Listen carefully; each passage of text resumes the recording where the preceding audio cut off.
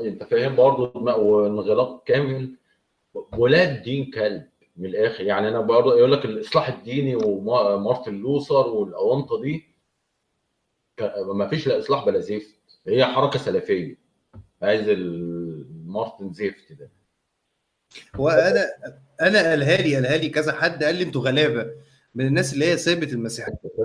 يعني هو الاسلام بدون ولاد الاحبه اللي هم اخوان على يعني ولاد الاحبه، عارف جماعات الولاد الاحبه دول الدقون وازاي ممكن يعني ايه التعامل معاه، بلعه او يعني يعدي اهو هو متلقح.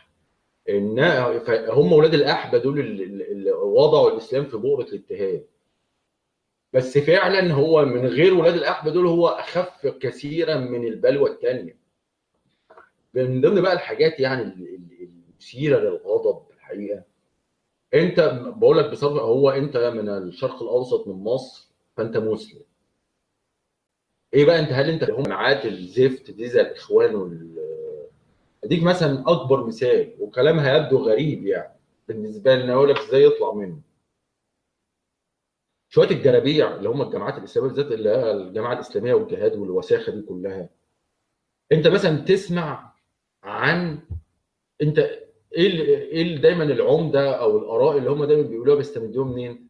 ابن تيميه. ماشي. ودايما مثلا ايه الاستشهاد بايه، اللي هي فتوى التطرس. لما ابن الاحبه منهم يروح يحط لي قنبله مثلا في مدرسه، ولا يعمل المصايب اللي اولاد الشرموطه اللي بيعملوها دي، فايه يا عم ده الموضوع ده على فتوى التطرس ابن تيميه. ابن تيميه نفسه اصبح رجل سيء السمعه. الناس اي حد يقول لك ابن تيميه ده متطرف، وابن تيميه ده ابن دين كلب وبتاع، ايه اصبح رجل سيء السمعه على يد شويه الجرابيع واولاد الاحبه دول. طيب سيبك بقى من القصه دي، همسك لك انا مثلا في فتوى التطرس. فعلا في فتوى اسمها فتوى التطرس لابن تيميه، وليها سند. هو ابن تيميه بقى بالتاصيل الشرعي والاوانطه والحاجات الجميله دي، لكن سيبك من التاصيل الشرعي ده. فتوى التطرس، سيبك من كلمه فتوى وخدها انها راي بتاع التطرس. يقول لك ان الموضوع ببساطه ان الاعداء بيحطوا المسلمين في الصفوف، ما تبتدي الحرب لو انت ضربت فالمسلمين اللي هيموتوا. فهو افتى انك انت ممكن تضرب عشان على اساس انك انت ما تخسرش الحرب او تخسرش المعركه، وبقى المسلمين دول يموتوا، يقول لك يبعثوا على نياتهم، بس ايه انت ضرر اخف من ضرر بهذا المنطق. هل الراي ده غلط؟ يعني انت اسال اي واحد عسكري، قائد عسكري، هل الراي ده غلط؟ لا. الراي ده صحيح. لكن ولاد الاحبه الجرابيع خدوا الفيلم ده عملوه في قصه ثانيه خالص، واصبح بقى يروح يعمل لي قنبله، يفجر لي بتاع ده. ايه يا عم التطرف؟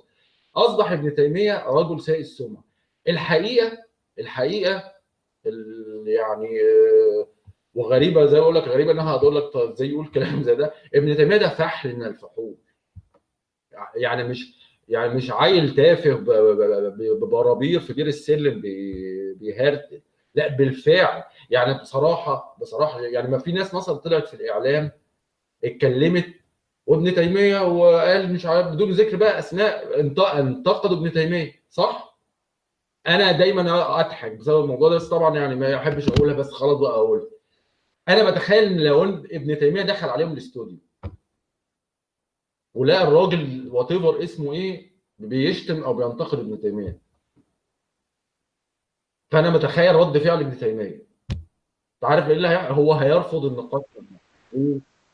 اول حاجه هيقول لك الراجل اللي بينتقدني ده لا يجيد التحدث باللغه العربيه السليمه، لغته غير سليمه، لغته بها عجمه، لا يجيد تكوين جمله نحويه سليمه نحويا، بصرف النظر بقى كمان عن النطق.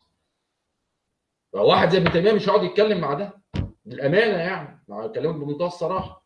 ابن تيميه ده فحل يعني، مش يعني مثلا انا لا ارى مثلا في الديانه المسيحيه واحد زي ابن تيميه. بصرف النظر اتفقت او اختلفت، فهو مش عيل في بير السلم.